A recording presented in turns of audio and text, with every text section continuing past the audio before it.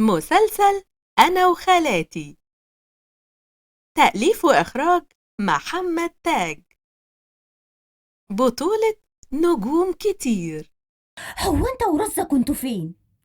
اصل الموضوع الجمعية والخناقة والجو ده كله مش واكل معايا خالص. قولي الحقيقة. هي دي الحقيقة والله يا خالتي، وبعدين أنا أقدر أضحك عليك أنتي؟ أضحك على المفتش كرومبو بتاع عيلتنا؟ مش قلنا بلاش نتكلم في الموضوع ده يا نادية؟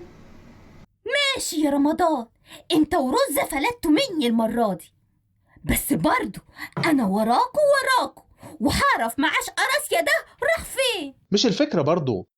جدي قراسي الله يرحمه كان عطار، هيجيب معاش منين؟ معاش ها؟ معاش اللي يزعلك. هاي اجرى روي.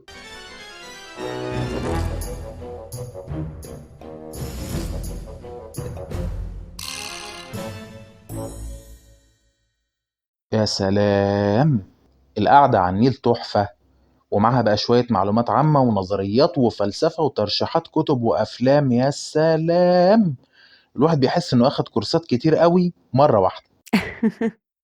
مش للدرجة دي يعني يا رمضان.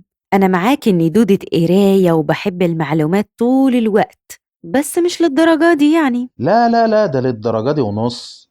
أول امبارح بس قلت لي أتفرج على فيلم ياس مان بتاع جيم كاري ده، كان حكاية، بس الحكاية جت على دماغي الصراحة. ياه، ليه بس كده؟ يعني الفيلم بيقول إن أنت ما تزعلش حد، وأنا قررت أعمل زي الفيلم.